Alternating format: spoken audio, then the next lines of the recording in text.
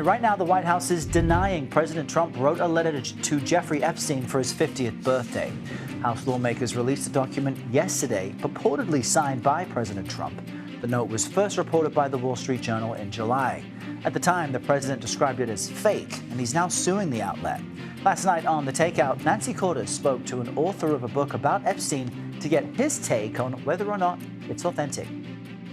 Donald Trump's signature, it should be noted, has changed over the years. This was back in 2003.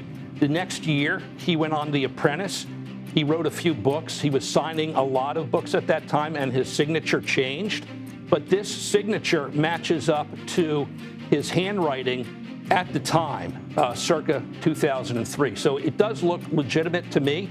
But if this lawsuit continues, of course, there'll be great scrutiny from forensic handwriting experts and lawyers over whether or not this signature is in fact true.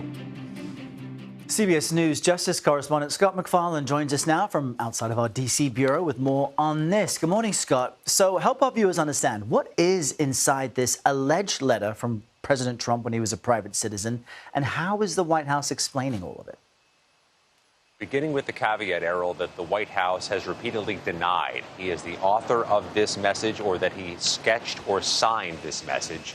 The message is apparently in the shape of an outline of a naked woman and includes a reference to a wonderful secret between Epstein at the very bottom. So it's raising questions about whether the president had a connection to Jeffrey Epstein in 2003 before Epstein was convicted of sex trafficking underage girls, and what the nature of the relationship between Trump and Epstein was. But it connects Trump to Epstein again, even as the president and the White House are trying to extinguish this fire. This inflames the fire. It also runs counter to the claims made in July by the vice president that such a letter, such a message does not exist. This was released, Errol, by the Democrats on the U.S. House Oversight Committee. They were the ones who first posted this image of this message, part of a subpoenaed set of records from the overall House Oversight Committee. Republicans say Democrats are cherry-picking and selectively showing much of what was in that file. And we're seeing images of Trump and Epstein over the years. They did know each other. But to your point about cherry-picking, Scott, Epstein knew many high-profile people because the records include a birthday note that appears to be signed by former President Bill Clinton. Tell us about that. Same year, 2003. This would be for Epstein's 50th birthday in 2003. This is years before Epstein was convicted of a crime. The pile of papers in this file includes a number of sordid messages which have either double entendres or potential lascivious content to them. But the names are well-known names. Jeffrey Epstein ran in powerful circles, operated in very powerful places.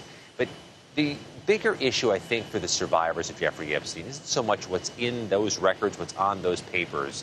It's what's happening with his co-conspirator. Ghislaine Maxwell sat down this summer for an interview with Trump's Deputy Attorney General, Todd Blanche. And in the days after, she was transferred to a lower security federal prison.